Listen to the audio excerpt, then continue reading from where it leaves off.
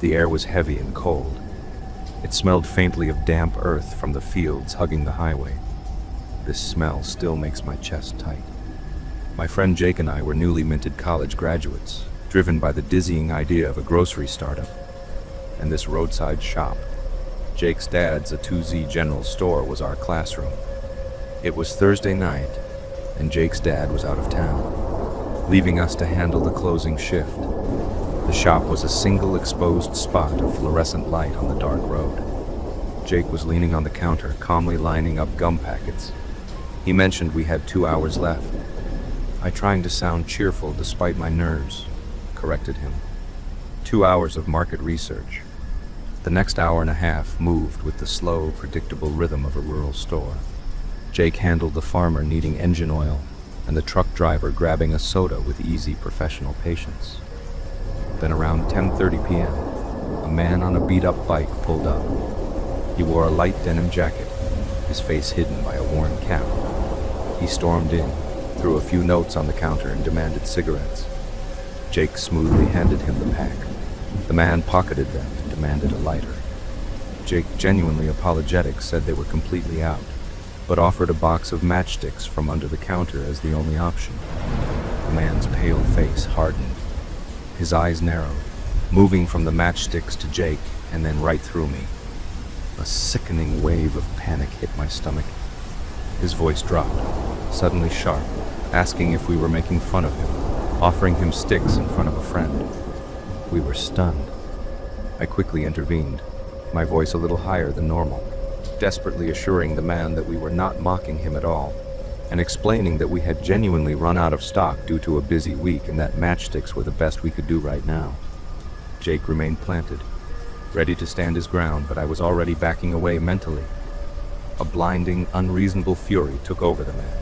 He launched into a loud, echoing argument about the insult. His voice bounced off the empty shelves, drumming doom in my chest. We tried to explain it was just a stock issue, but he refused to listen. Finally, he spun around, slammed the door, and stomped back to his bike. The engine roared, and he sped away, leaving a bitter silence. My hands were shaking as I muttered my shot. Jake just shook his head and replied, "That man was crazy." He glanced at the clock, 10:46 p.m. Only 14 minutes left, but the tense argument had completely shattered my calm. Jake, sensing the atmosphere, suggested they forget it and just shut up now. Jake yanked a heavy metal shutter down. The clang sealed us in. I felt trapped, not safe.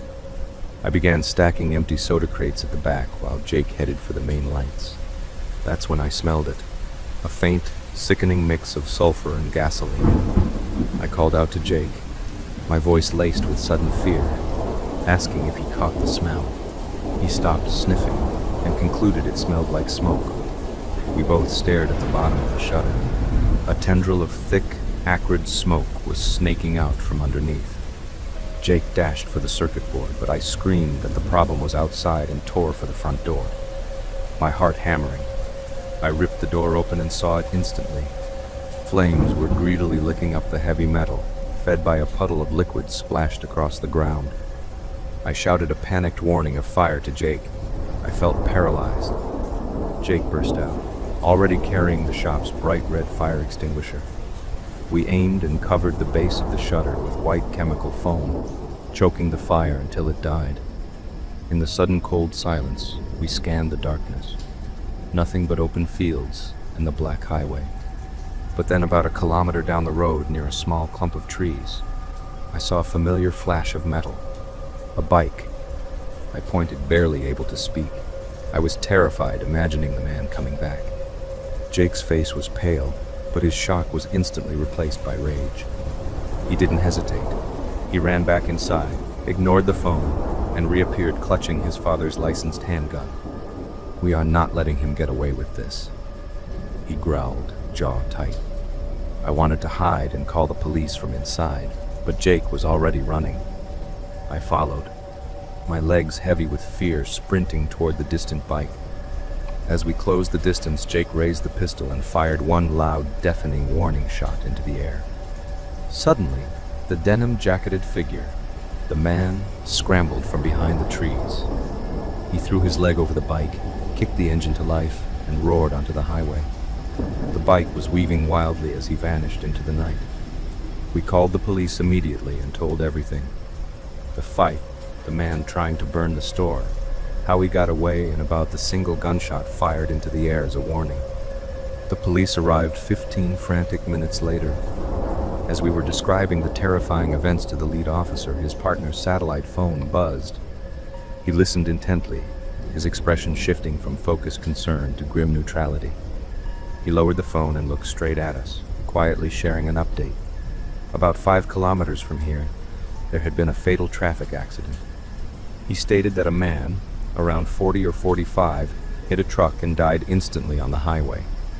He paused, his eyes sweeping over the singed shutter and the raw fear on my face, before concluding that the man was wearing a dark denim jacket. The silence that followed was heavier than the metal shutter. I didn't feel relief, only a horrifying sense that Jake's desperate bravery had somehow sealed the man's fate. I truly hate mukbangs. They are incredibly annoying and disgusting to watch. In my opinion, gluttony is not a trait that should be glorified by society, and I have a specific story that explains why I feel this way. At the time, I was a small guy living in a modest 2-room apartment with my girlfriend. She worked as a publicist for a specific influencer who made a living by filming himself eating massive amounts of food, because her job required constant meetups with him. I used to join her on these visits, though I was mostly annoyed by his personality. Things were always messy at his house. It was a large, pretentious mansion. It felt very uncomfortable. He would constantly start his recordings with an annoying, loud voice to introduce himself. I was always weirded out by the setting of his home and the strange energy of his career. During one of his filming sessions, he tried to call me onto his channel to participate in the meal. He asked me why I wouldn't just come and join them for the video. I refused his offer and told him that I was fine, but he kept insisting. Eventually, he looked at me and asked if I had a personal problem with him. I told him directly that I simply did not like to be on camera or engage in gluttonous eating. He was very quick to take offense at my choice of words and looked extremely bitter about the rejection. When we got back home, my girlfriend mentioned that he was pissed and annoyed by my behavior. I told her that I was just as annoyed with him, but she informed me that he was demanding a formal apology. I initially refused to give him one, however. My girlfriend warned me that he was a total psycho who would do anything to get what he wanted. I eventually told her I would do it a day later. I just wanted to move on. That same night, he suddenly barged into our little apartment with his men. They grabbed my girlfriend and me, tied us up, and warned us that we were going to do the mukbang. With a gun held to our heads and a camera positioned in front of us, he pulled out a mountain of food that was enough to feed 10 people. Because we were absolutely terrified, we obeyed. We decided to do exactly as we were told. We stuffed ourselves with the food despite knowing our bodies could not take it. We eventually puked, but we were forced to continue eating and eating. We ate every bit of it until we genuinely felt like we were going to die. Suddenly, the influencer started shouting and pointing his fingers at us. He announced that the entire thing was just a prank. He claimed that we had been fooled. He laughed and told us to relax because he had caught the whole prank on camera. My girlfriend and I were far too traumatized to even react in that moment. The next morning, I went to the station and filed a police complaint against the psychopath. Upon further negotiation, he tried to reimburse us for the emotional pain he had caused us. He ended up paying us $200,000 for his prank. I demanded that he apologize to us directly. However, he never actually apologized to our faces. My girlfriend was given a different influencer to manage. This idiot made a YouTube apology video instead. He actually made money from the views on his apology. He was nothing more than a gluttonous, psychopathic mukbang eater. And now, every time I walk through the front door, I remember him barging in with his men. We tried to use the money to forget, but the walls remind us of the fear. I look at the floor where we were tied up and I feel sick. My girlfriend stays quiet when she sees a camera. We eat our small meals in silence now. That influencer is still famous and rich, while we are trapped in the place where he hurt us. The trauma never truly leaves this home. After that whole messed up situation, things didn't exactly go back to normal, but we managed to survive. My girlfriend, bless her, somehow stuck by me, and we eventually got married, still living in that same little 2-room apartment. Then came the biggest, most wonderful change. She got pregnant. She was 8 months along now, maybe a little more. She was glowing and healthy, but our financial situation went from bad to worse when the company we worked for shut down. We tried doing script work for other influencers, but it was not nearly enough to book a decent hospital for the baby's arrival, which was coming any day now. The stress was immense. Then, like a bad dream revisiting, he messaged. He did not message me, thankfully, but my wife. A notification popped up on her phone from the mukbang guy and my blood ran cold. She told me he wanted a deal.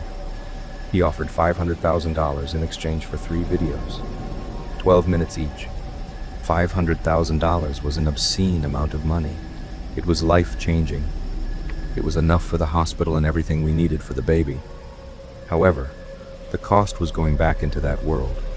We talked for hours. The trauma of before weighing heavily on us. My wife said softly while resting her hand on her belly that we needed the money. She acknowledged that she knew it was him, but the necessity was too great. I squeezed her hand and told her we would do it for the sake of the baby, even though the words felt like ash in my mouth. We messaged back just one word, okay? A few hours later, $200,000 hit our account, and the deal was sealed. The first video was bizarre and disturbing. He wanted me to eat fast food scattered directly on the floor. It felt degrading, unsanitary, and just plain wrong. It only got about 12,000 views, which made it a total flop. His career was clearly not reviving. The second video was even weirder, involving me eating while shaving my beard. Again, it felt like he was just trying to humiliate me. It got 4,500 views. We were 2 videos in with 0 success. Pressure mounted for the third video. He insisted my wife had to be in this one. Reluctantly, with fear churning inside us, we agreed. We went to his house, which was even dirtier than before. He was bigger than I remembered, easily 500 pounds or maybe more. He seemed almost molded into the sofa. The concept for the third video was a healthy pregnancy mukbang. My wife sat beside him while I stayed behind the camera. He just passed her fruits, dry fruits, salads, and milkshakes. It was supposed to be a wholesome thing. We were about 6 minutes into the recording when suddenly my wife gasped. Her hand flew to her belly and her eyes went wide with alarm. I whispered a question to her, lowering the camera slightly to see. She choked out that her water had just broken and I could see a fresh stain spreading on her dress. Panic seized me. This was it. I stepped from behind the camera and told him we had to go. I turned to the mukbang guy, who was just staring at us. I apologized and explained that we couldn't finish the video because we needed to get to the hospital immediately. He didn't move his huge, static frame. His small eyes narrowed with a chilling anger. He boomed a refusal, shouting that we were under contract and that there were still 6 minutes left. He commanded us to get back on camera. My wife whimpered as tears welled. He looked monstrous, like a true hippo. He looked like he could devour both of us if we didn't obey. I was terrified and my legs were trembling, but then I saw my wife in pain, scared and vulnerable. I cursed myself for putting her in this situation and for letting greed outweigh the memory of what he truly was. I had to overcome the fear, so I gathered every scrap of courage I had left. I looked him dead in the eye and raised the camera I was holding. Then I deliberately dropped it. It clattered loudly on the dirty floor. I told him with a steady voice that we were leaving. I grabbed my wife's arm and pulled her up gently. He shrieked that we couldn't leave because we had signed the contract, and he struggled slightly in his chair, but he couldn't move. That weight was his prison.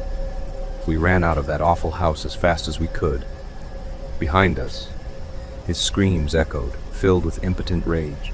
Getting my wife to the hospital was all that mattered in that moment. She was scared and exhausted, but she was finally safe. Soon after, our beautiful baby was born. As for the video, the 9 minutes we recorded went massively viral. It got 56 million views because of the drama. The footage of my pregnant wife's water breaking, my panic, me dropping the camera and his screaming was a total train wreck, but it was real to the viewers. It actually ended up reviving his career. I still don't know if he will ever pay the remaining $300,000. Years ago, during my college days while working late shifts as a bartender, I found myself driving home on a divided highway at approximately 3 a.m. The roads were mostly empty, but the silence was shattered when I spotted a pair of headlights heading directly toward me in the wrong lane.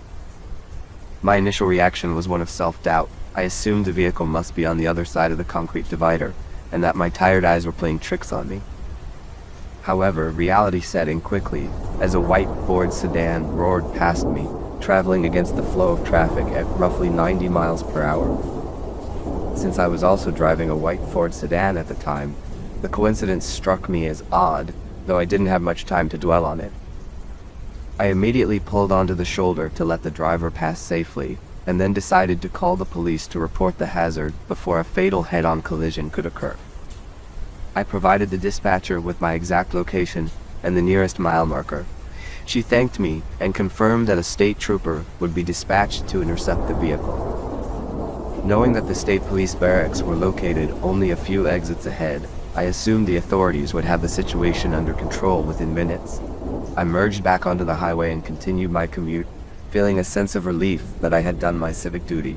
However, that relief was short-lived. A few miles down the road, I noticed a pair of headlights gaining on me rapidly. In rural southeastern Pennsylvania at that hour, the only vehicles on the road are typically long, haul truckers or patrolling police officers. As the car approached, I stayed in the right-hand lane to allow it to pass me. Instead of overtaking, the driver pulled right up to my rear bumper and switched on their high beams. The glare was blinding, reflecting off my mirrors and making it nearly impossible to see the road ahead. My first thought was that a police officer had spotted my car and, seeing a white Ford sedan, confused me with the wrong-way driver I had reported. Wanting to be prepared and cooperative, I reached into my glove box to retrieve my registration and insurance cards.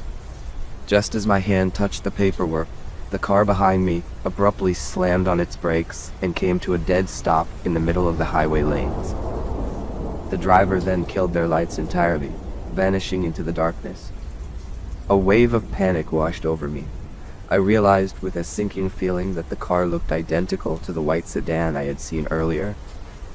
Furthermore, I was terrified that if it was an undercover cop, my sudden movement toward the glove box might have been perceived as reaching for a weapon. My heart racing, I called 911 a second time to ask if the vehicle behind me belonged to the trooper they had sent. The dispatcher sounded somewhat short with me, perhaps stressed by the night's events, and reiterated that a trooper was indeed on the way. I frantically explained that someone was following me and acting in an incredibly erratic manner. I told her I was worried I had inadvertently startled an officer by reaching for my registration. The dispatcher asked if I was currently pulled over, but I clarified that the vehicle behind me had never used any emergency lights or sirens.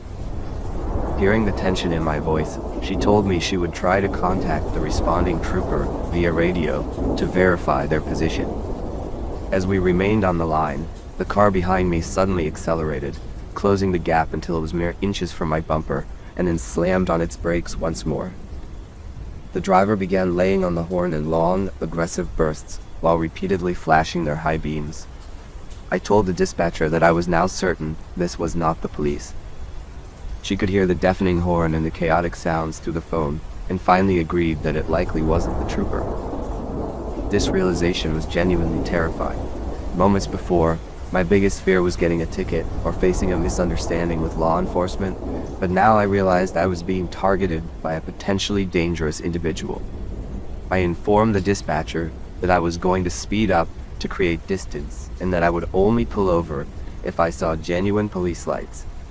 Even as I accelerated well beyond the speed limit, the white sedan stayed glued to my bumper and began swerving violently from side to side. I tried to use a bit of trickery, by signaling for an upcoming exit and slowing down as if to leave the highway, but when I jerked back onto the main road at the last second, the driver matched my move perfectly.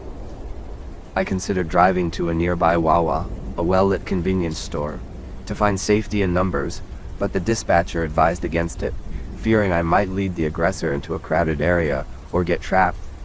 Instead, her supervisor took over the call and instructed me to drive directly to the state police station, which was only one exit away. I pushed my car to its limit, speeding toward the station and blowing through red lights at the end of the off-ramp as the car behind me attempted to pull alongside or pass me, almost as if trying to force me off the road. The tension was at a breaking point until the police station finally came into view. As soon as I signaled my turn into the station's driveway, the other car reacted instantly. The drivers slammed on their brakes, turned off their headlights, and disappeared into the shadows of a nearby shopping center parking lot. I pulled into the station lot and was met by 3 troopers who were already waiting outside with their flashlights drawn. 2 of them immediately jumped into their cruisers to search the area for the white sedan, while I stayed behind to catch my breath and give a formal statement. I sat in the station for a long time, recounting the details of the pursuit. Eventually, the 3rd trooper escorted me the rest of the way home to ensure I arrived safely. I never heard another word about the incident from the department. Because of that silence, I assumed the driver was never caught. Even now, I wonder what that person's intentions were, and how the night might have ended if the police station hadn't been so close. I was 19, and for the first time, my parents had left me alone for a full weekend in our suburban home. Most people my age would throw a party, but I had a different plan. It was New Year's Eve, and while the rest of the neighborhood was out at countdown parties, whereas I'd promised my followers a special midnight seafood feast mukbang to ring in the new year, the day started with a weird ping. Around 2 p.m., while I was prepping 3 pounds of king crab and spicy noodles, my friend Leo, who lives directly across the street, sent me a DM. "Yo, who's the guy in the reflective vest in your driveway? Utility worker?" I wiped my hands and checked the front window. The street was dead silent, the gray winter sky casting long, cold shadows over the patches of melting snow. No trucks, no vests. I told Leo he was seeing things. He didn't drop it, though. He insisted he saw a guy leaning over, trying to peer through the gap in our dining room curtains. I laughed it off, as Leo being a bored troll, and got back to my setup. By 9 p.m., I was live. I had the ring light blinding me, the high-gain microphone ready to catch every crunch, and a massive spread of food. Outside, I could hear the occasional distant pop of a firework, but inside the house felt eerily insulated.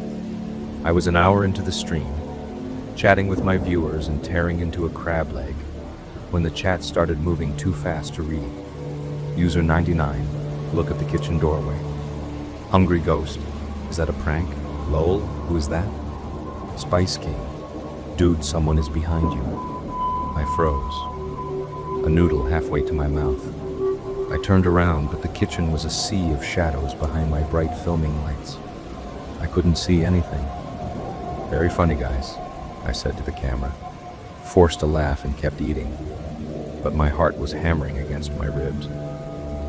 I decided to take a bathroom break just to check the house. I left the camera running. It's better for the algorithm anyway. I walked through the downstairs, flicking on every single light. The house felt heavy, like the air had grown thick. I checked the side window in the laundry room. It was locked, but the glass felt ice cold against my palm. I went back to the stream, trying to regain my rhythm. I was finishing the last of the noodles when I noticed something chilling. My headphones were high fidelity. They picked up everything. As I chewed, I heard a faint, rhythmic thump creak coming from the stairs behind me. I stopped chewing. The sound stopped. I took a deliberate, loud bite of a rice cake. Crunch. A split second later, a soft clack echoed from the floorboards in the hallway. They were mimicking me.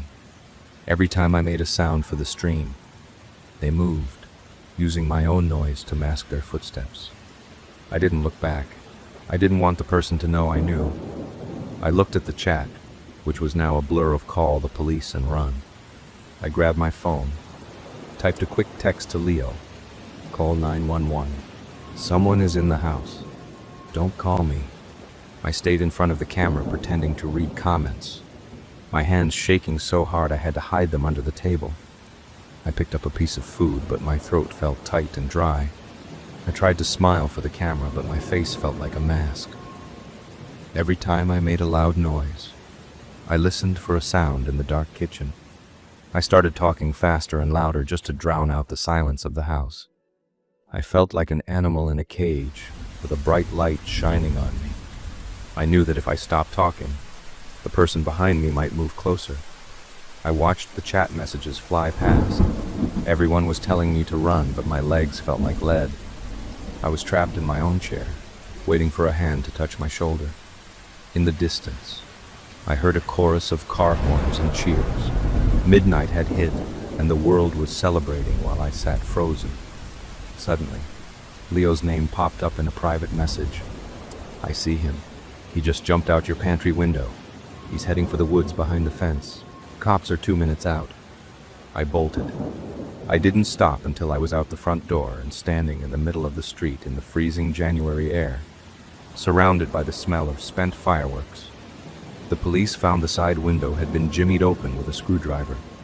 They also found a series of slushy, melting footprints that led from the kitchen, stayed exactly 6 feet behind my streaming chair, and followed me halfway up the stairs before retreating. The creepiest part wasn't just that he was in there. It was that when the police reviewed my stream archive, they saw him in the dark background. A pale face had emerged from the shadows of the hallway 3 different times. He wasn't there to rob me. He was just watching me eat. He's still out there. Every New Year's Eve, I stay in a hotel. Every time I hear someone chew too loudly, I find myself looking for the shadow in the doorway. When I was 10 years old, my life changed completely because my family moved to a new house after my dad accepted a job offer. It was a difficult time for me. I had to leave my old neighborhood. I had to say goodbye to all my friends and start over. Both my sister and I found it hard to get used to things in this unfamiliar place. One afternoon, we were feeling quite bored. We decided to take a hike to explore the new woods surrounding our property. The forest was most dense directly behind our house, where the sound of a running stream filled the air. We had been walking for about an hour when a loud snap came from the nearby bushes, which immediately freaked out my little sister. She had always been a jumpy person, but I was stubborn. I insisted that we carry on with our adventure. It was roughly 5 minutes after that initial sound when nature suddenly went silent all around us. It felt like we were being watched. I know it sounds like a cliche, but it truly felt like there wasn't just the 2 of us out there. I was certain that something was hiding in the shadows, staring right at us.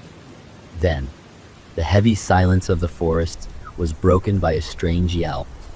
It sounded like a screeching cat, but the noise was more drawn out and much, much deeper. This was immediately followed by the distressed call of a deer, and then everything went back to utter silence.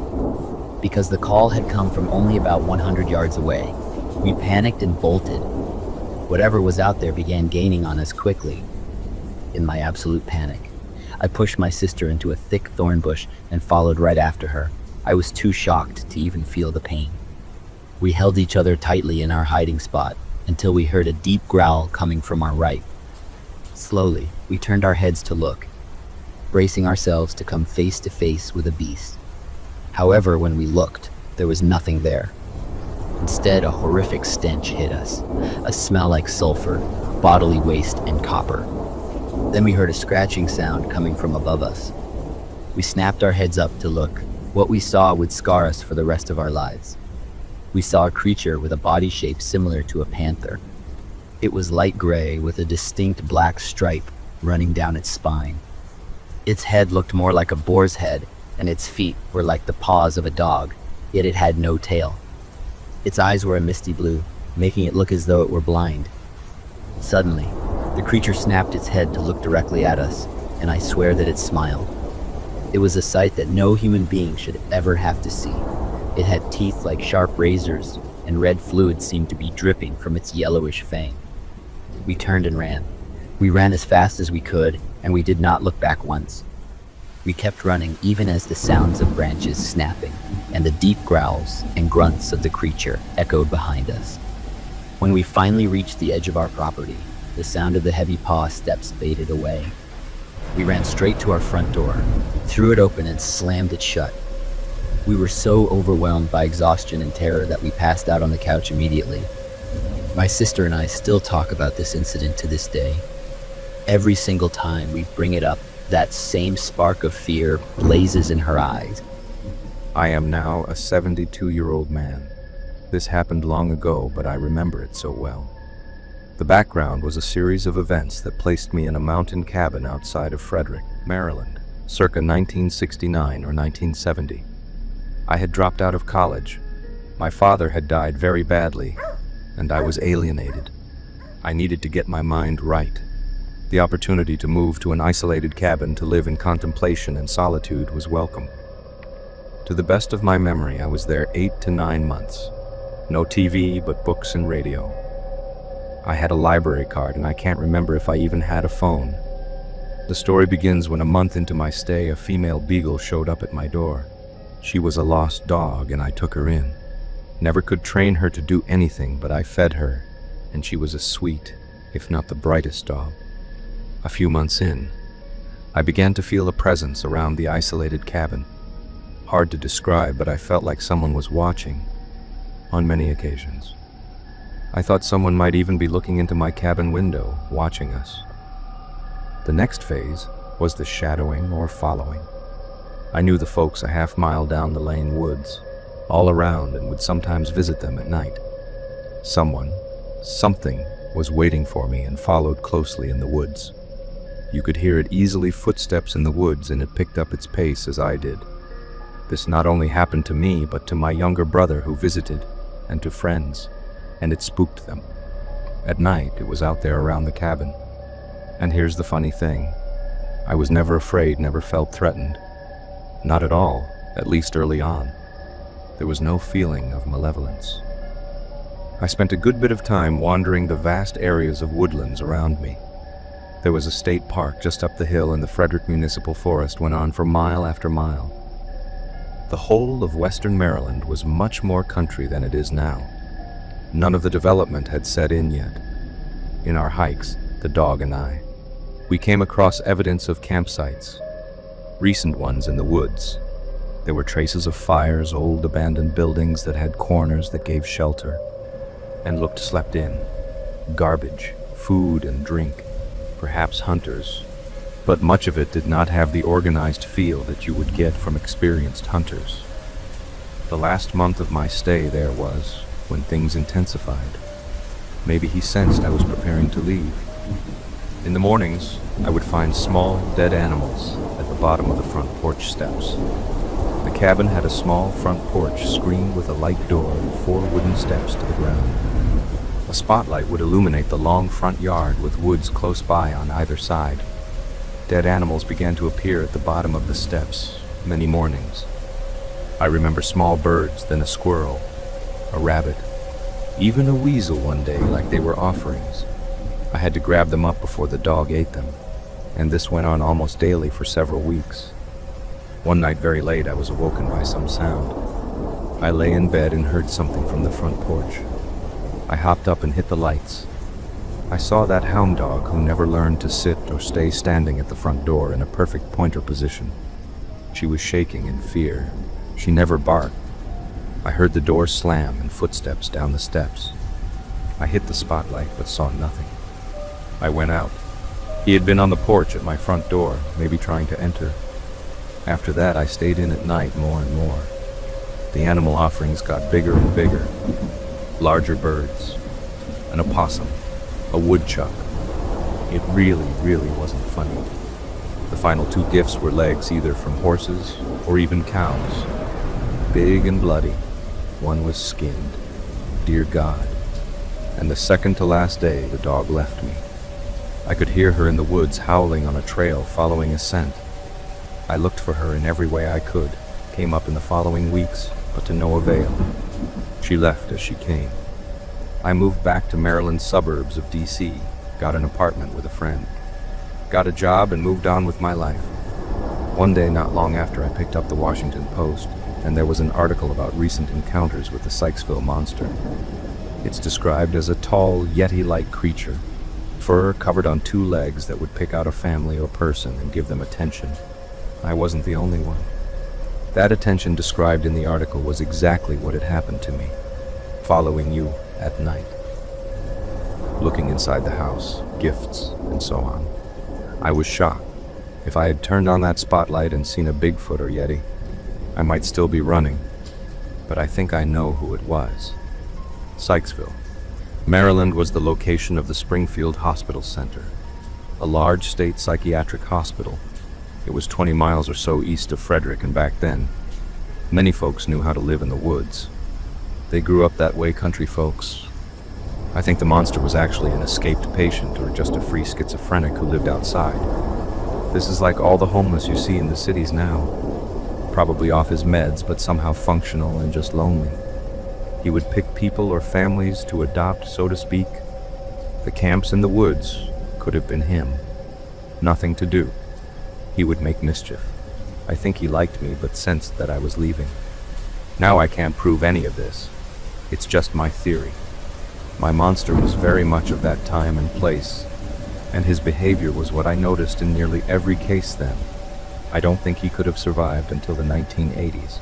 The institutionalization of mental hospitals threw the mentally ill out into the streets and took away the shelter of hospitals, unprotected. The mentally ill do die, but once in a while they find their way to you. Even now, as an old man, I look back at those mountain woods and realize that for a brief moment in time, I wasn't nearly as alone as I thought I was. Even if my companion was someone the rest of the world had forgotten or feared. It was a light, rainy night, the kind where tiny drops just drift down from the sky like the air is quietly weeping. I was out delivering pasta on my motorbike, working for this little Italian joint on the edge of town. It was close to midnight, and the streets were empty except for the occasional passing car. I had one last order to drop off some fettuccine and garlic bread. The route took me to the edge of a neighborhood I'd never been to before. Not even a real neighborhood, honestly. More like a stretch of fancy-looking houses sitting in a row at the far end of a long road, one that seemed to just dead end into the dark. I rode slowly, rain dotting my glasses, tires whispering over wet asphalt. The air smelled damp and earthy, like freshly disturbed soil and pine. None of the houses had any lights on.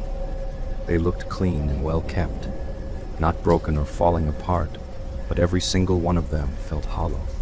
The houses were far apart. Between them, the wild bushes and tall, messy hedges looked dark and thick against the faint light. It felt like a real forest was waiting right behind their neat yards. I double-checked the address on my phone. It led me to what looked like an abandoned house. Not wrecked, but too quiet. No porch light, no car in the driveway, and no sound. I got off my motorbike, set the delivery bag over my shoulder, and walked up to the door. The driveway pavement was cracked and moss was growing through the gaps. I knocked. Nothing. No footsteps. No voice. Not even a shuffle from inside. I waited for a few seconds before hearing something. A soft honk. Just one. I turned my head toward the sound. A car was parked a little further down, near the edge of the empty lot next to the house. That lot wasn't empty. It was just a wall of dark, tangled woods. I hadn't noticed the car earlier. Its wipers were moving slowly, brushing away the mist. Inside, I could just barely make out a man with a thick beard sitting behind the wheel. He didn't get out, just raised his hand and made a small motion. He was telling me to come over. I stood there, confused. The house was empty. The guy in the car was watching me. The street behind me was dark and silent. The only sound was the distant, unsettling hum of the nearby woods and the soft patter of the rain. Something about it didn't sit right. I backed off the porch slowly, the pasta still warm in my hand. My eyes flicked from the car to the house. back to the man. He hadn't moved. The only thing alive in that moment were the windshield wipers dragging back and forth like clock hands ticking down to something. He again gave a sign to come. Now he must have said something, which I did not hear, but saw his moving lips. I stood frozen, unsure. I went close. I saw him before he could open the door. He was in t-shirt, but with only briefs. The pasta was fallen, and for a long second, neither of us moved. The man didn't say anything. He just stared at me, blinking slowly behind the glass, like he couldn't believe I'd actually walked up. Something about his eyes. It wasn't rage or threat, but hunger mixed with hesitation. I looked down at the pavement. My feet were on the edge of the puddle, and the rain had soaked through my socks. He tapped the window. Once, then again, this time faster. I flinched. The way he tapped, it was like he was trying to wake me up. I could see a takeout container on the passenger seat next to him, already opened, fork still inside. He hadn't been waiting for food. He was waiting for something else. He leaned forward and mouthed something again. Something I didn't catch, but he looked irritated now. Like I was the one wasting his time. Like I was supposed to understand. The motor in my head finally turned over. I shook my head and stepped back. And when I did, his whole body stiffened, like I'd ruined whatever plan he had. His fingers tightened around the wheel. His face dropped out of sight for a moment like he was bending forward. That was it. That was all I needed to see. I turned and ran, got on my motorbike and rode. Fast. I didn't stop until I was at the main road again, back under streetlights and around other people. Later, I told my manager what happened. He pulled up the order details, and turns out the number and name were fake, just like that address. The timestamp on the last order read exactly 9:25 p.m. And according to him, mine wasn't the first weird delivery in that area. Someone had been placing fake orders, then waiting around in parked cars. It's always at the road's end, right where the trees start, watching, signaling. I don't know what the guy wanted, but whatever it was, I wasn't going to be the one to find out. The internet is a vast landscape where trends shift with incredible speed. It is often baffling how certain foolish behaviors become global sensations. Some of these trends are harmless, while others become life-threatening incidents that serve as a grim, cautionary tale. One of the most notorious examples is the tragedy of a deadly mukbang broadcast. Mukbang involves individuals consuming a massive variety and large quantity of food while recording the act. It is yet another weird phenomenon that captured the internet's attention.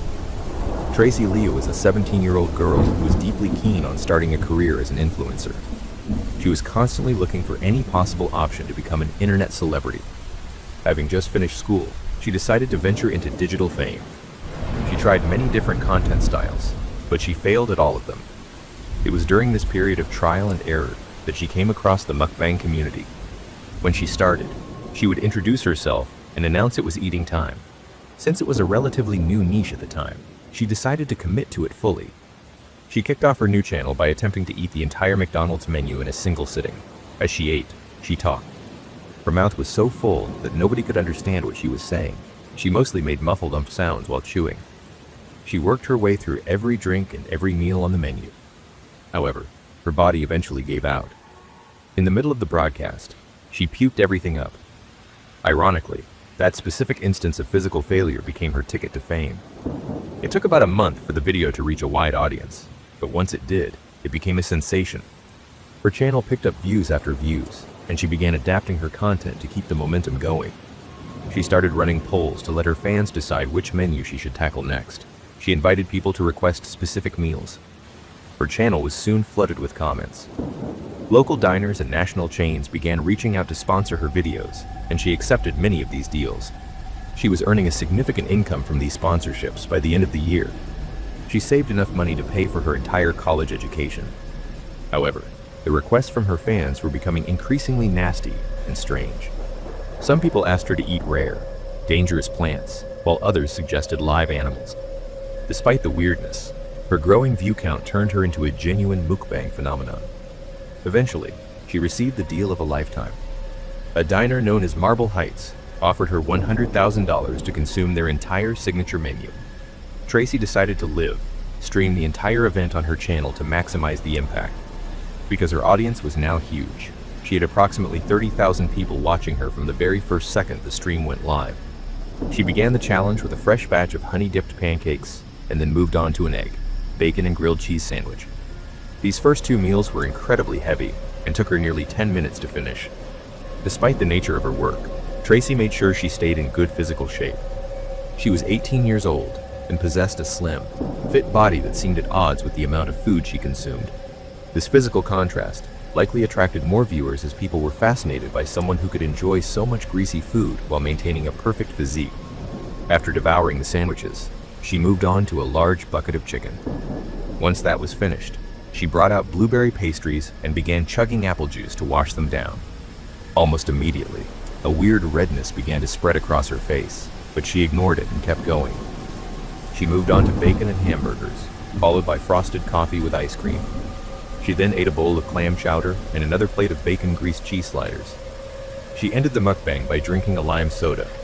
This helped relieve the acid buildup in her chest. As her viewers commented on how amazing she was, the redness on her face intensified. One of the audience members happened to be a doctor, and he posted an urgent warning. He told her she was likely experiencing a heart attack and that she needed to call 911 immediately. Tracy saw the comment, but ignored the gravity of the situation. She joked that the menu definitely felt like a heart attack. She laughed and told her audience that she was a regular at the gym and wasn't like a typical unhealthy person who couldn't handle a big meal. However, in the middle of her sentence, she felt a heavy pressure. She moved her hand quickly to grab her phone and call an ambulance, but she collapsed face down into her plates of food before she could dial. The comment section went silent for a moment before people began to freak out. After a while, the live stream showed paramedics arriving at her home. They performed CPR on her, and the very first thing they did was reach over and close the camera lens. That was the first death witnessed live. In the aftermath, the Marble Heights meal became known as the heart attack menu and became a viral challenge among other eaters. Ironically, no one else died from eating it. It was eventually revealed it wasn't a heart attack. It was a severe blueberry allergy she never knew she had. Today, the video of her final meal still exists in the dark corners of the internet. People watched the moment she ate those blueberry pastries, pointing at the screen when the redness first appeared. The empty plates and the spilled lime soda stay frozen in time on the recording. Fans leave comments of regret, wishing she had listened to the doctor instead of the cheers of the crowd. Her empty gym clothes and her college books remain untouched in her room. It is a sad reminder that chasing digital fame can sometimes cost more than anyone should ever pay. She was perfect. Raw potential wrapped in a deceptively sweet smile. When I first found Zuyam, drifting after dropping out of university, I saw it instantly. Not just her looks, but the way she ate. Mechanical, endless, yet paired with an innocent charm that drew people in. It was rare. The timing could not have been better. COVID arrived. People were trapped indoors, desperate for distraction, and suddenly watching others gorge themselves online became an obsession. Mukbang exploded, and she fit it perfectly. I convinced her that this was more than eating, that it was a performance, and that she had something special. I made her believe she could be adored, that money and fame were waiting. I told her I would guide her, shape her, and make her famous, as long as she trusted me. She did, and it worked. Subscribers flooded in, views multiplied. She became Korea's darling mukbanger, my darling. Built from nothing, shaped by my hand. But fame has a way of corrupting people. She started forgetting her place, thinking she was more than just a girl who eats on camera, thinking she had control. Sometimes discipline was necessary. Sometimes reminders were necessary. She needed to remember who was in charge. She bruised easily. She was sensitive. Always clumsy, especially around those grills she insisted on using. The fans noticed, of course. The charity donation, $144,000 was my idea. Good public relations, clean image. They saw an angel. They never saw the strings. When she started thinking about leaving, I reminded her of reality. I let her understand what would happen if certain private moments were exposed. I made sure she imagined the shame, her family, her fans, the collapse of everything she had. Fear bloomed exactly as expected. She stayed, she smiled, she obeyed. She needed structure, so I created it, an agency, my agency. I framed it as professionalism, contracts, management, protection from stress. I handled the deals. She focused on eating. A 70-30 split in my favor was fair. I built everything. She hesitated, but she signed. She always did in the end. The money poured in, $3 million. My rightful share earned. Then the parasites appeared, cyber wreckers, bottom feeders like Jay, Din, and Caracula, desperate to attach themselves to real success. Akura, an idiot and supposedly Jay's friend, got hold of a useless recording.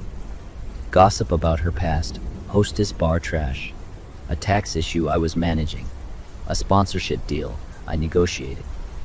They thought they could blackmail my asset. Amateurs. Jay and Din tried for a pathetic $7,000. I had already secured a proper management fee of $40,000. They didn't understand the game. Akura didn't bury it. He handed it to Pan, another wrecker trying to clean up his friend's involvement in the old Mariang 44 mess. Pan passed it to Kim, a self-righteous hypocrite chasing attention. Kim saw an opportunity and leaked everything. My business, my life. The narrative flipped overnight. The internet turned. Questions spread. Her past, the hostess bar, taxes. Suddenly, I was the villain. All because she couldn't keep her past buried, and vultures wanted their cut.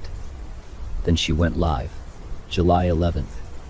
Tears, a carefully spun story. 4 years of abuse, she claimed. Sexual assault, extortion, illegal filming, financial exploitation. All lies.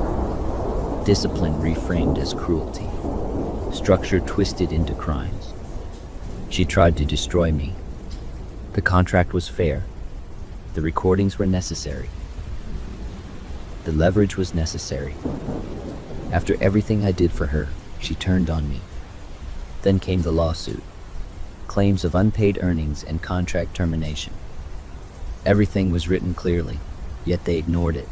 They played an audio clip. Sounds ripped from context. A slammed door, muffled screams, my voice distorted into something monstrous. They cornered me. Media. Public opinion. Her lawyers with their so-called evidence. Thousands of recordings. Thousands of photos. It didn't matter how they got them. The damage was done. My agency, my reputation, my money, all threatened. All because of her. She couldn't handle the life I gave her. Ungrateful. They wanted a monster. They pushed me into it. Fine. Let them pick through the wreckage. But they should know this was never my fault. It was always hers. She pushed me to this. They all did. My only regret? Maybe I should have controlled her better from the very beginning. After the story ends, I want you to hear this from me. I know he tried to control the narrative and share his own version of events. For a long time, people only heard his side. Behind the camera, my manager, who was also my ex-boyfriend, controlled me. He took most of my earnings and used private recordings to keep me afraid. When I went live, it wasn't a breakdown. It was me telling the truth. With help, I released 3,800 files that exposed everything. This is where the story really ends, with the truth, and with me choosing myself. I grew up in the 80s in this little town called Durant, which is about 6 miles east of Brandon, Florida. Until I was 15 years old, My best friends in the world were these two little kids, Bobby and Joey. We were basically inseparable. Not only did we go to the same elementary and middle schools, but we spent all of our free time together. Bobby and Joey were like opposites. Like it was weird that we were even friends to begin with. Bobby was more outgoing, while Joey was more reserved. Bobby would eat just about anything, while Joey was easily the fanciest eater I've ever known. It extended to almost everything, including how scary they found horror movies. And boy, do we love horror movies.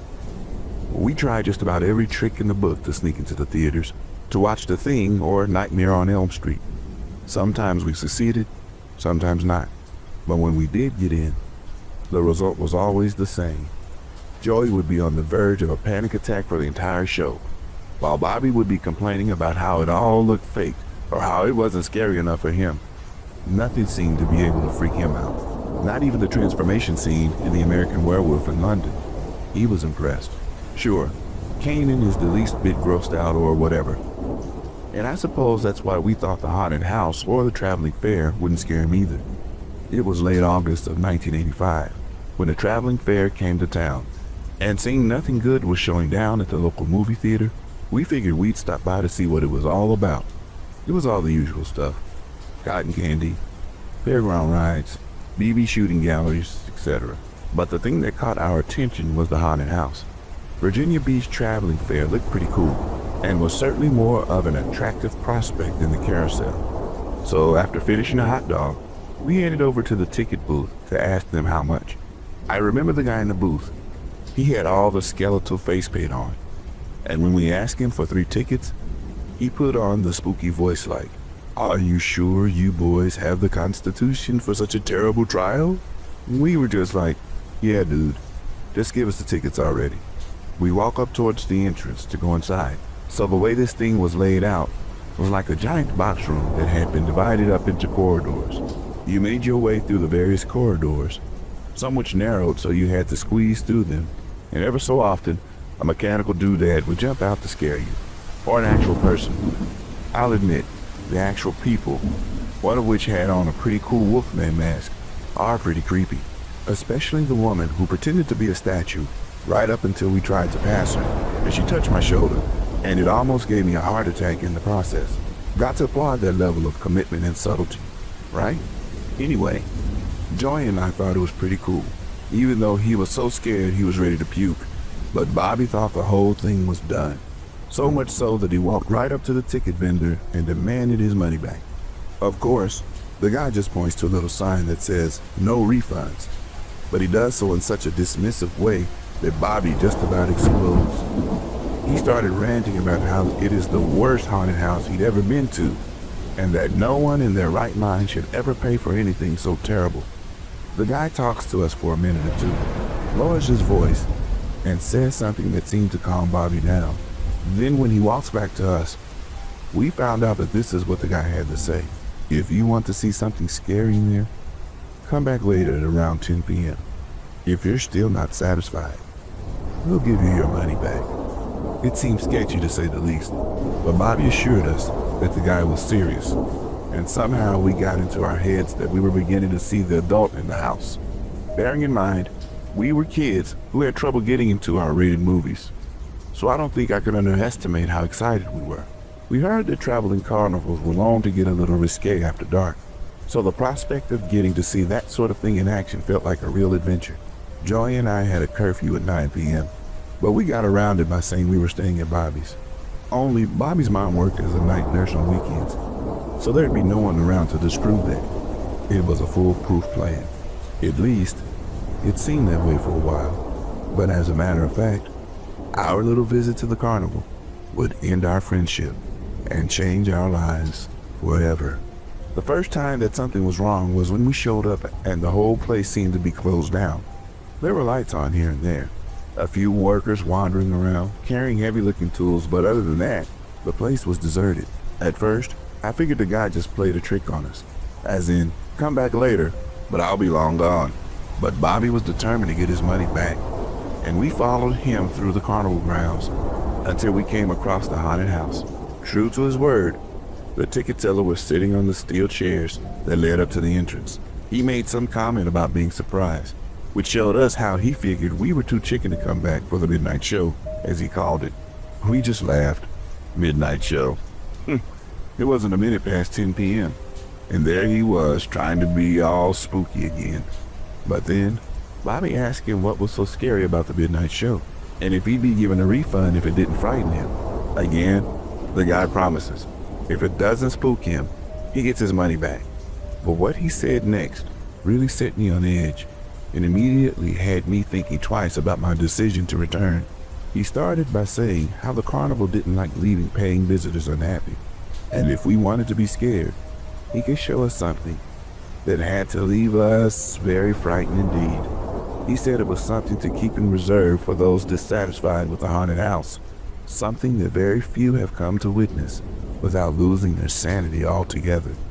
He said only a small, dedicated crew handles the midnight show, because the sheer psychological strain of the performance can be extremely harmful to their mental health. I remember Bobby piping up like, I'm not dumb, dude. I see what you're doing. He's just gonna beat the snot out of us when we get in here, as payback for talking smack. The guy laughed, then swore on his mother's grave that each of us would walk in on our own volition and walk out unharmed. As for our sanity, he couldn't guarantee would still be in one piece by the end. Joey was out from the word go. He's like, nope, screw this, I'm not going in.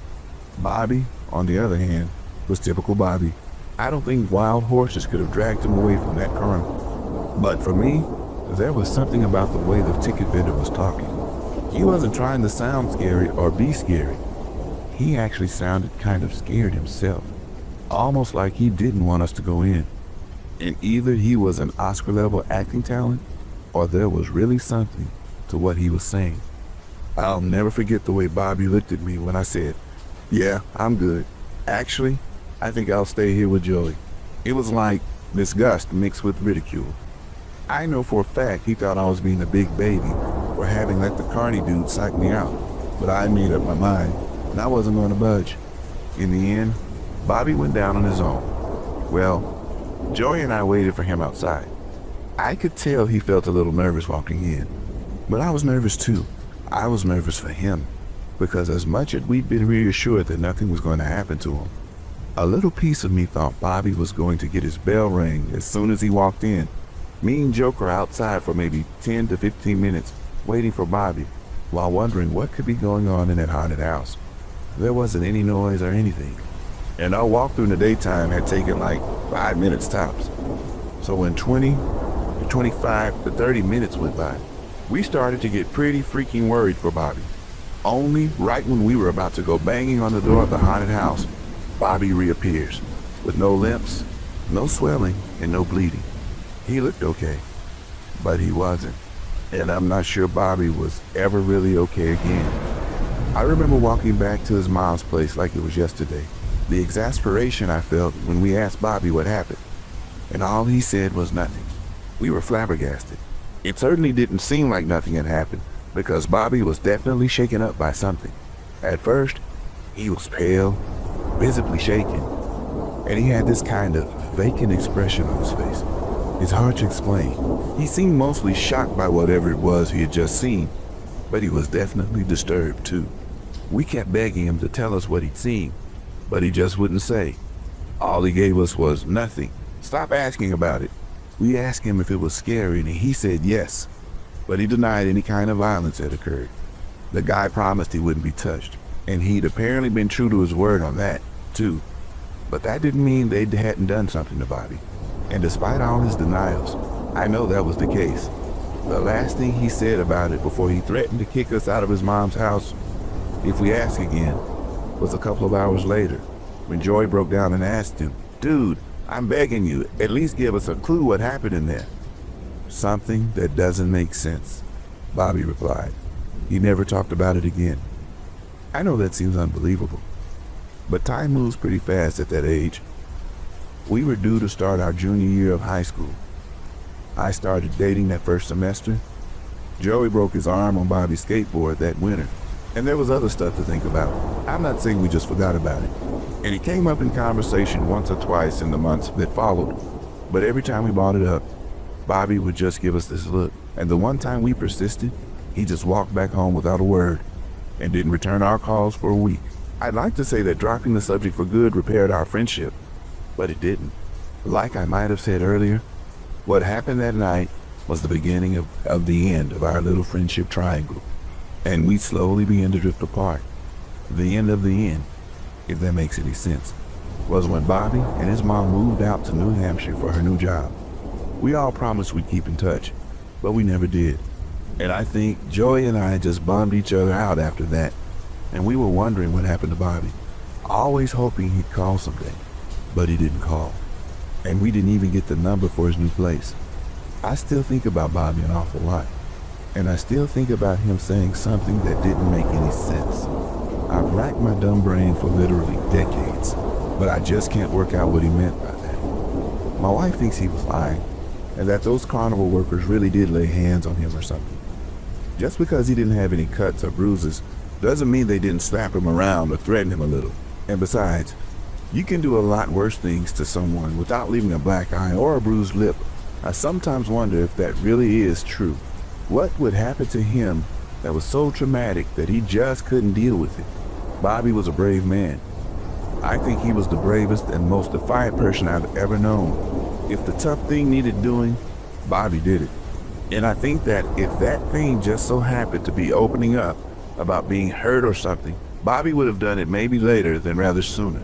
But he would have, and I think I'll just end it there. Whenever I talk about Bobby, every third word out of my mouth is maybe. I'm so sick of maybes I can barely even describe it. I just hope his story isn't over yet. But he's out there somewhere, living a happy, fruitful life. I tried to look for him on Facebook ever so often, just to see if he made an account or something. But I've had no luck as of yet.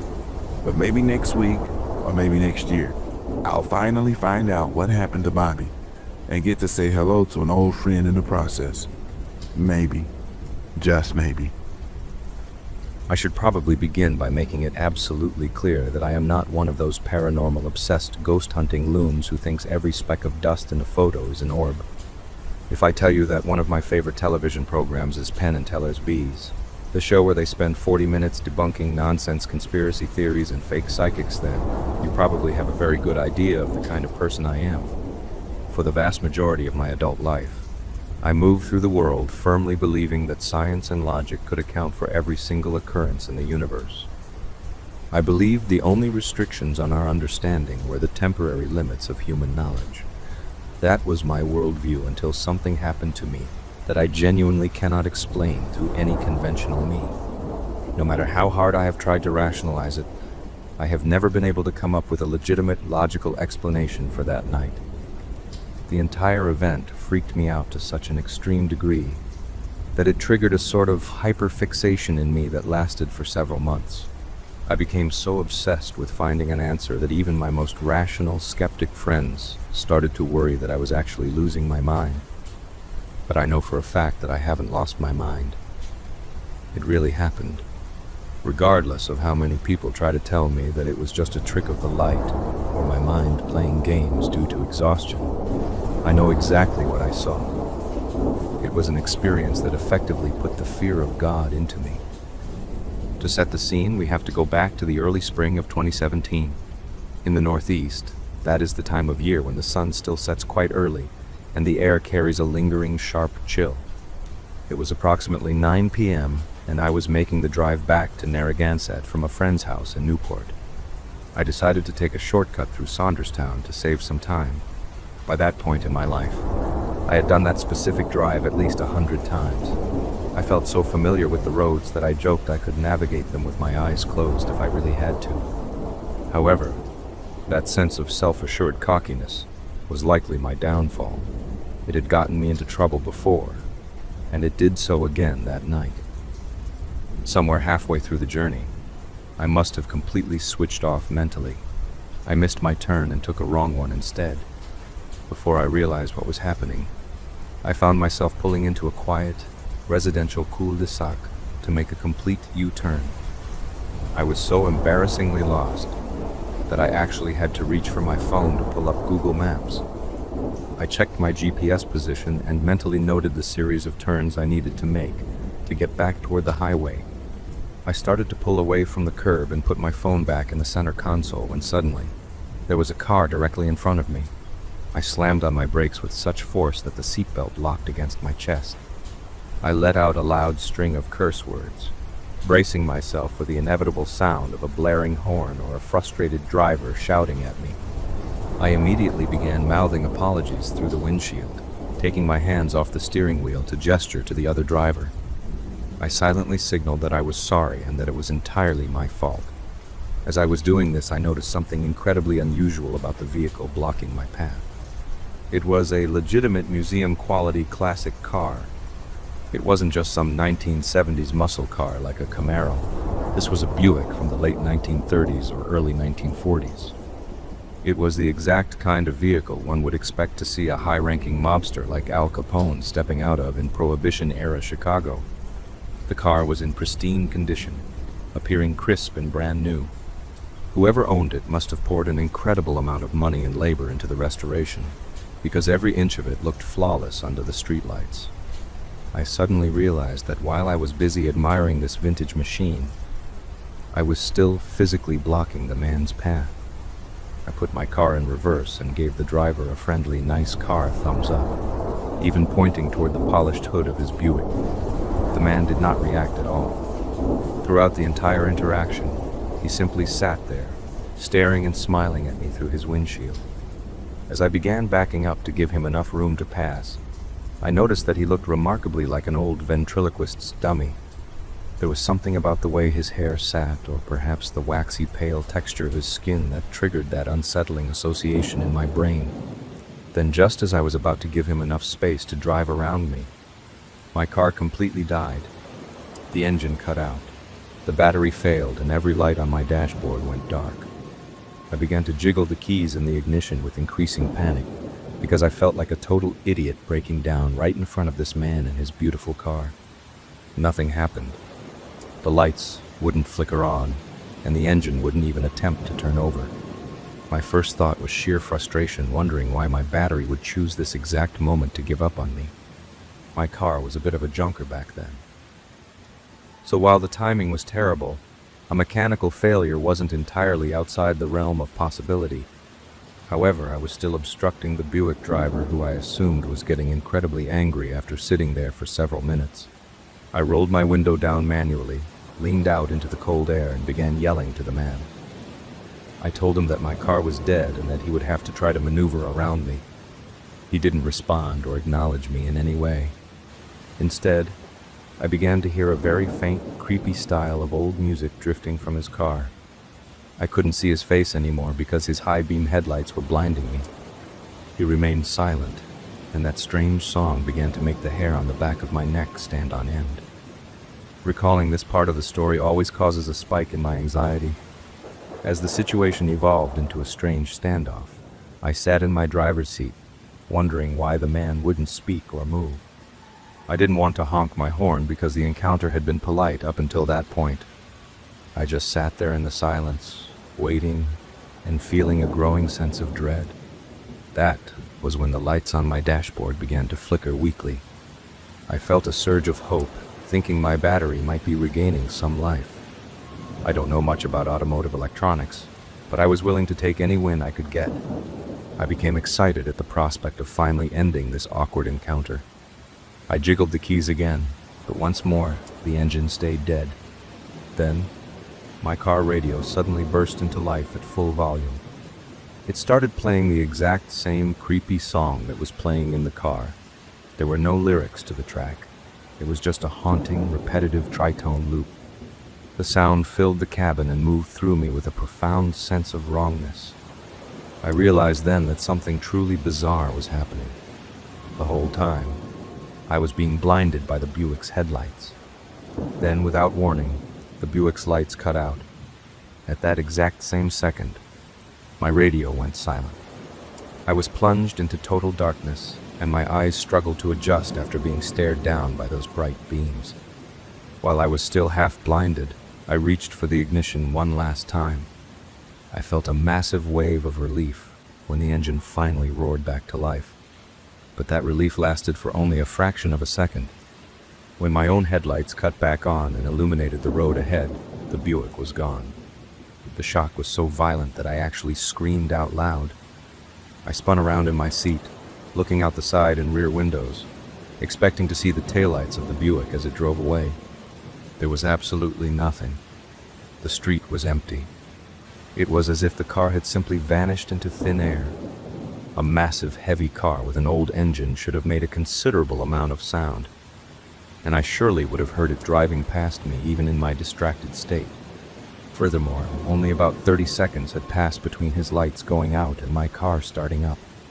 For him to be completely out of sight, he would have had to accelerate like a modern race car. I felt a strange sensation, almost like I was high, even though I don't use drugs. I tried to convince myself that I had suffered a minor stroke or that perhaps my friend in Newport had slipped something into my drink as a prank. But I knew I was as sober as a judge. I am always careful about that, especially with the Rhode Island state troopers constantly looking for Dewey. Because I could find no logical way to explain the event, I fell into that hyperfixation I mentioned earlier. I went back to that specific cul-de-sac multiple times to look for tire marks or hidden driveways. I researched classic car owners in the area and spent hours reading medical journals about blackouts and time loss. I became convinced for a while that I had a condition called syncope, where the heart fails to pump enough oxygen to the brain. It seemed like a serious possibility, so I paid for a full medical checkup. The doctor listened to my heart, checked my blood pressure, and told me I was perfectly healthy. He suggested the episode might have been caused by stress, but I hadn't been feeling particularly stressed at the time.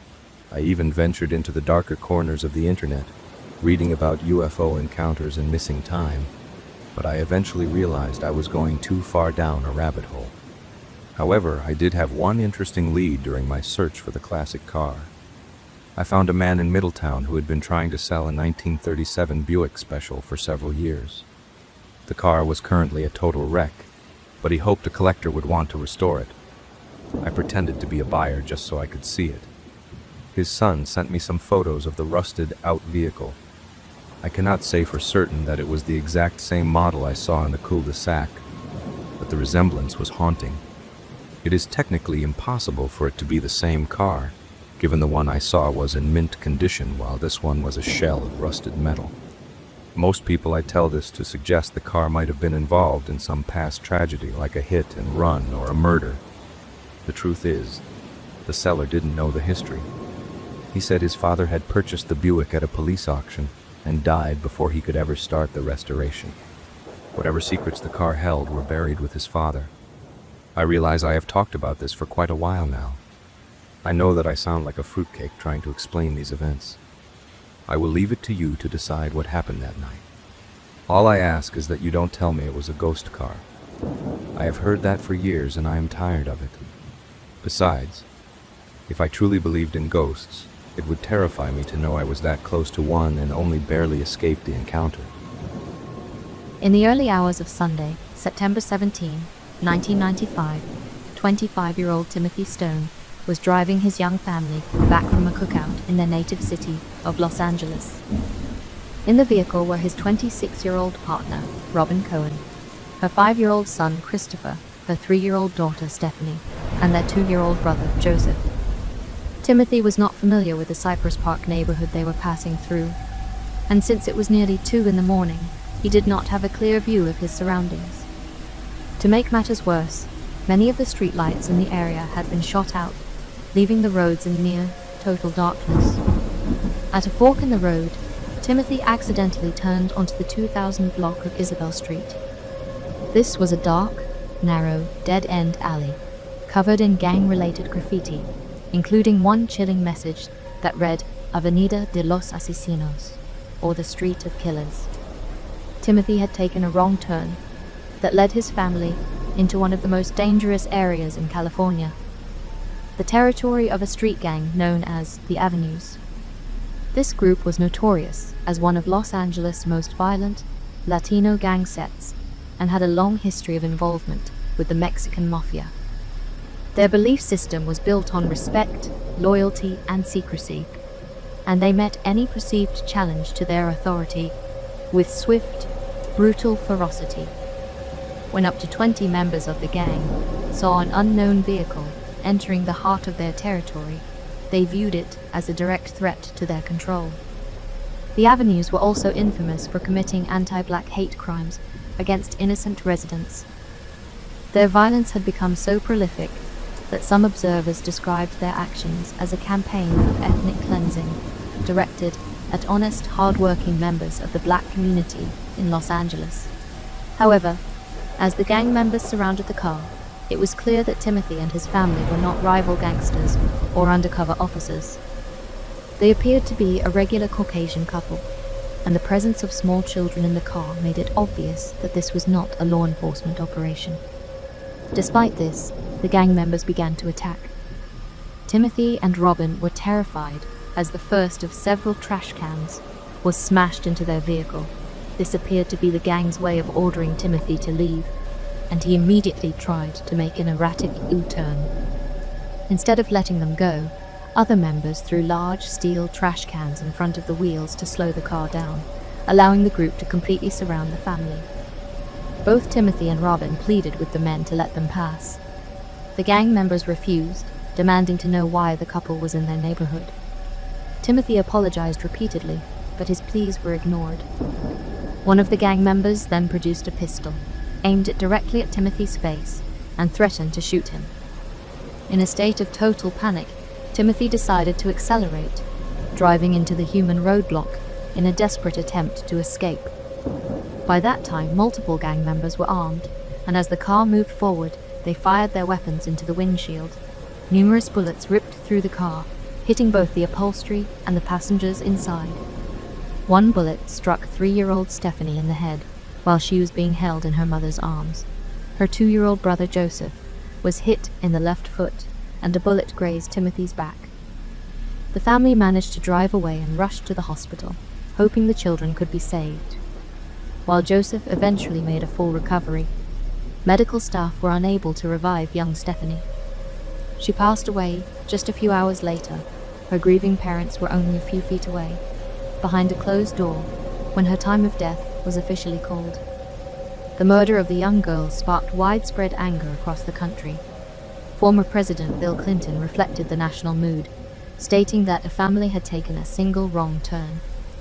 Because they were in the wrong place, gang members believed they had the right to shoot at them and kill an innocent child.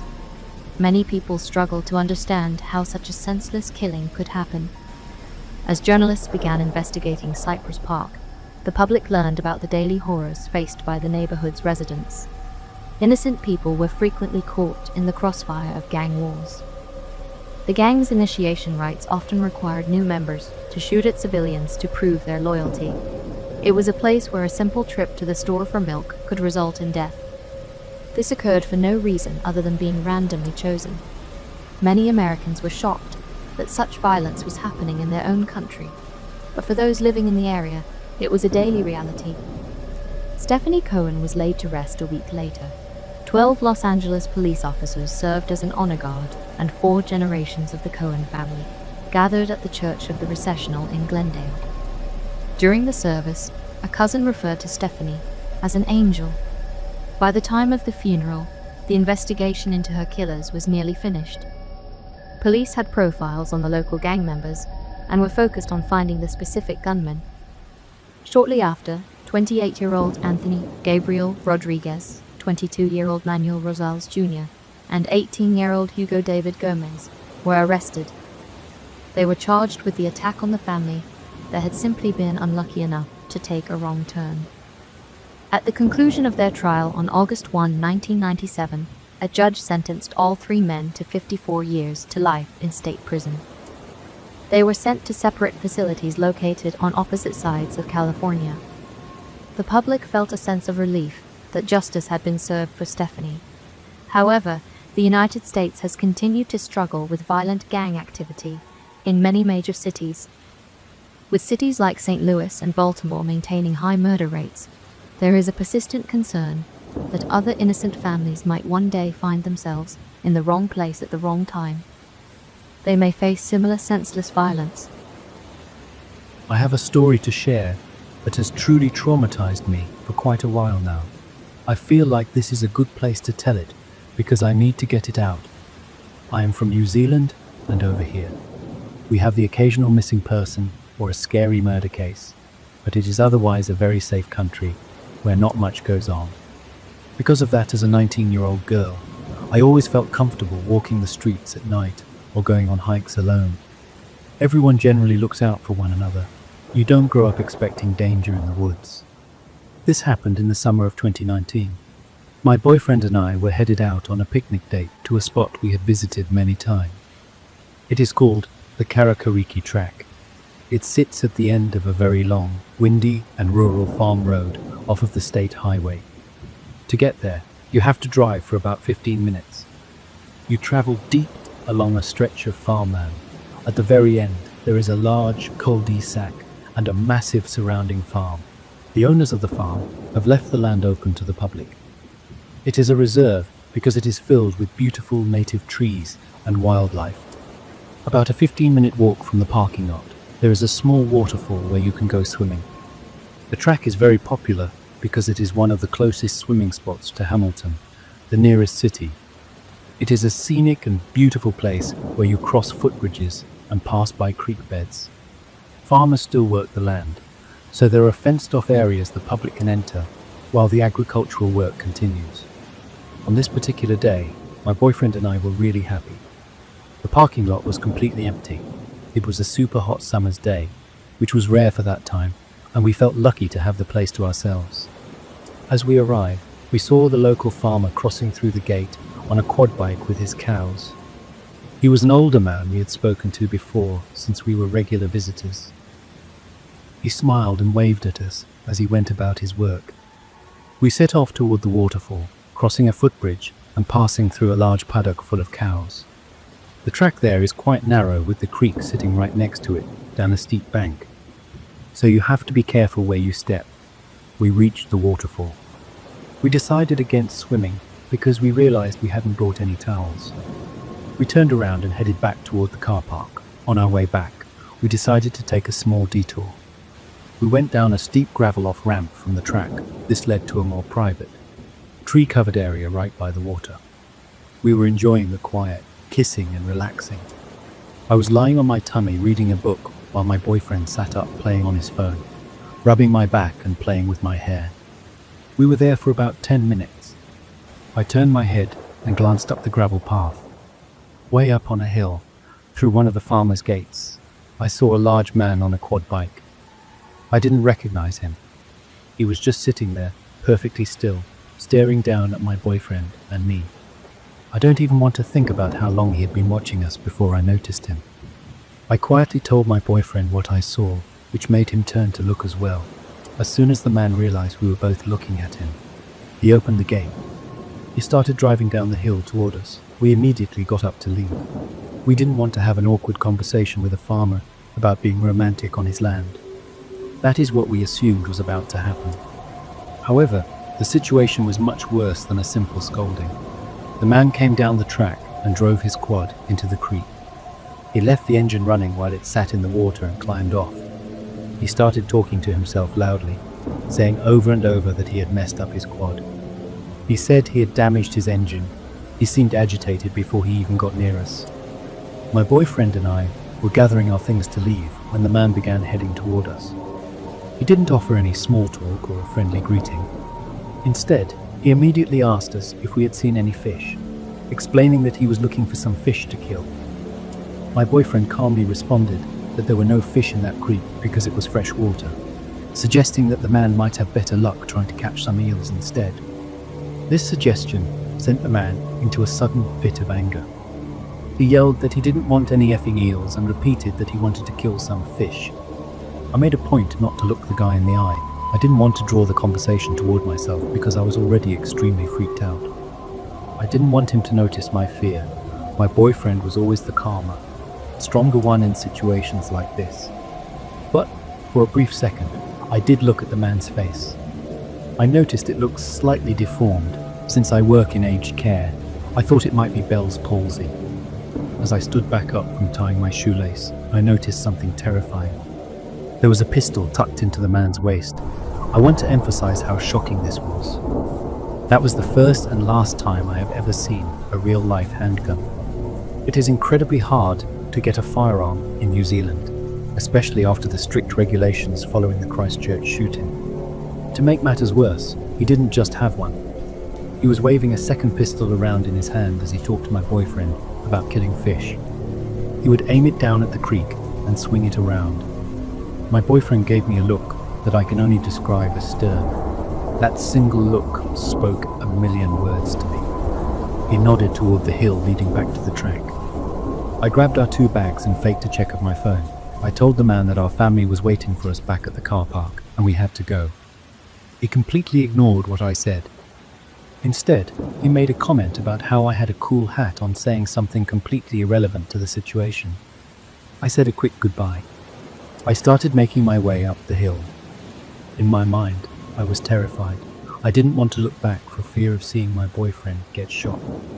I knew our best bet was for me to get up the hill onto the narrow path where the quad bike couldn't follow, then sprint toward the farmer's house.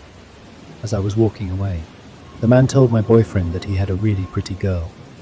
It felt like all the dark intentions I didn't want to believe were confirmed. I honestly felt like I was going to die. My boyfriend, remaining brave, gave a quick thanks and said we would be off now, then followed me up the hill. Even as we moved away, the man kept talking as if the conversation was still going on. He just stood there, gun in hand, watching us leave. As soon as we were out of his sight, we sprinted as fast as we could all the way back to the car park. When we got there, we noticed empty gun shells.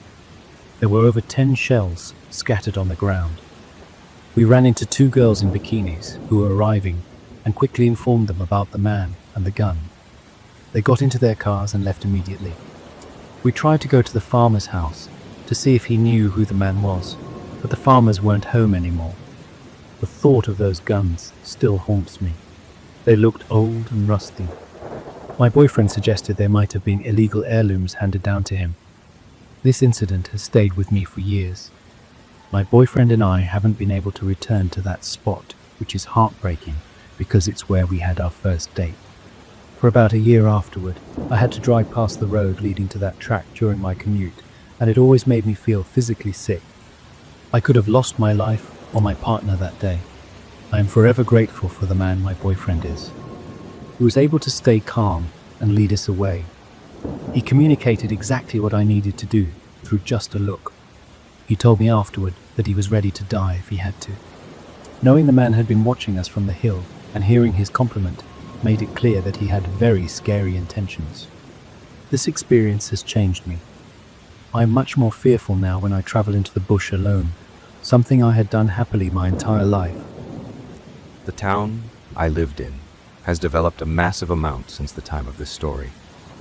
When this happened, there were many factories spread out across the landscape with vast, empty stretches of land sitting between them.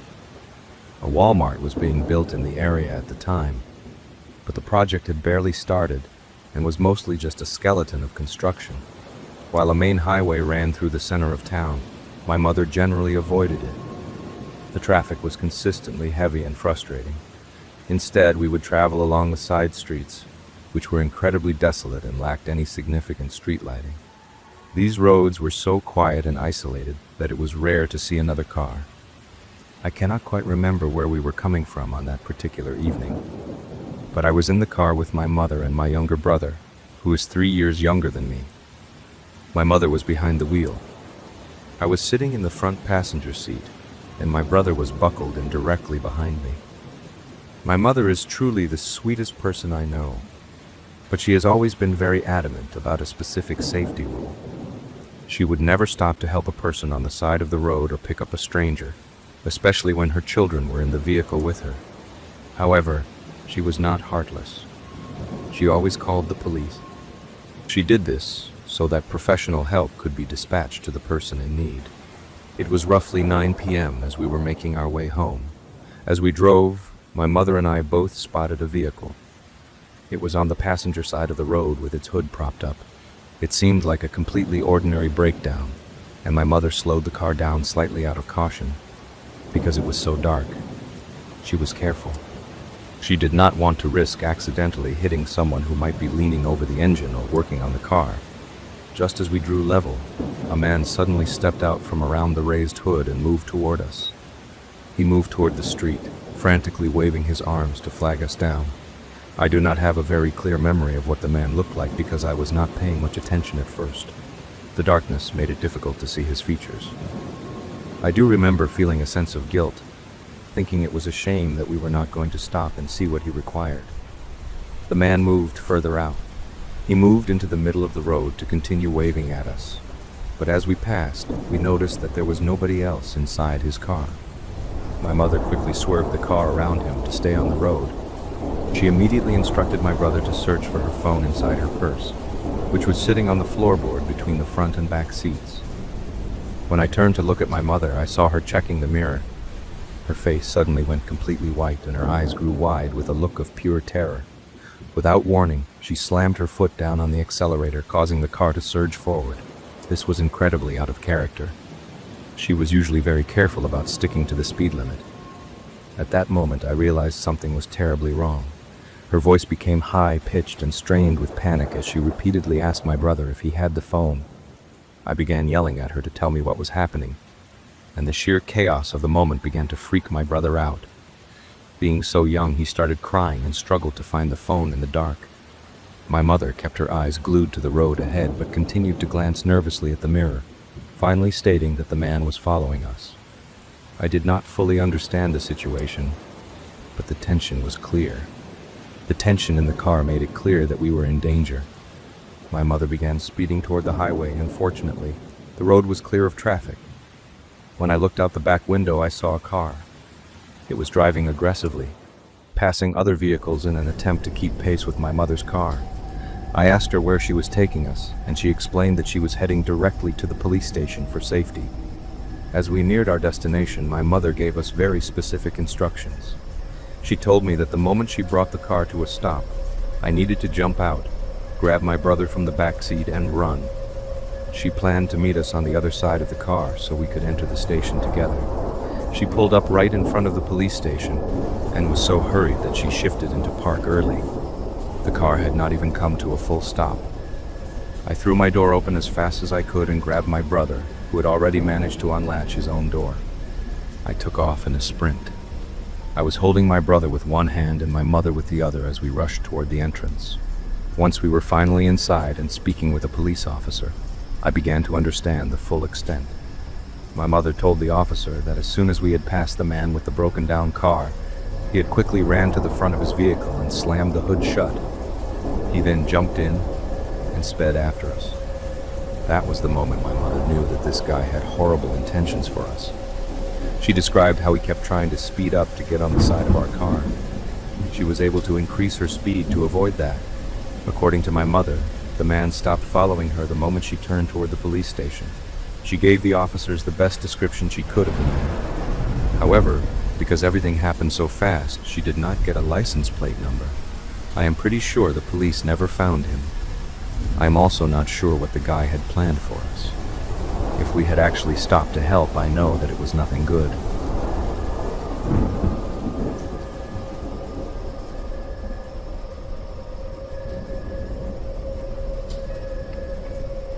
No matter how much I wish it wasn't the case, I must insist that this story is completely true. I was not drunk, nor was I under the influence of any drugs. Neither was my friend. I truly fear his state of mind might have been permanently altered due to his terrifying experience with these beings. Secondly, I like to consider myself a rational thinking type of person with years of experience hunting and hiking. I have seen all kinds of local fauna and flora throughout my life, so I'm confident that I did not confuse what I saw for something entirely different or common to the area. It all started then. I went to a friend's house to celebrate his birthday. He was turning 18, and I was already 18 myself. His uncle, a man even more native to the land than myself, was 27. We can call him James. I finally arrived at his house at about 4 p.m. that night on January 25th. Since he effectively lived in the middle of nowhere at the foothills of the Rockies, I was keen on bringing something with me, in case I ran into some trouble like a bear or a mountain lion. So I brought along my .357 Magnum and some binoculars, just in case my friend wanted to try and hunt some coyotes with his rifle. We started doing our normal routine for most of the day, which included playing games on his computer, watching some TV, and just chilling out while talking about school. And his parents were away on a business trip. They had left James and his uncle the house to themselves.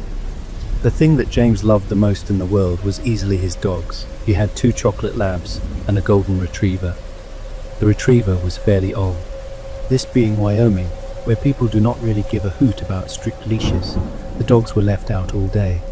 They came and went as they pleased back to his house. Sometime around 8 or 9 p.m., we heard his dogs begin barking at something off in the distance. At this point, the sun was long gone, but the full moon provided an amazing amount of light against the winter landscape. I looked through the window. Even with the moon shining brightly against the white snow, I could not see anything up to the tree line that was nearly a mile away. I told James that there was nothing out there. James whispered back. He asked if I was sure, and noted that the dogs did not even bark at deer anymore. The whole situation felt very weird. Fast forward an hour, and his dogs had not been heard or seen since. His uncle was buzzed and watching something on their huge TV, but James was beginning to worry that something had happened to his dogs. Now, wolves can still be very dangerous in the Rockies and take down dogs. This was the moment where I started to get anxious, partly because he wanted to get his dogs back, and partly because wolves sometimes kill sheep, or even cows. If they were desperate, they would take us. Even still, those dogs were his family, so we grabbed our guns and we headed outside. We were armed with heavy clothing, as well as my .357, the binoculars, and his .223 rifle. We braced ourselves and headed out.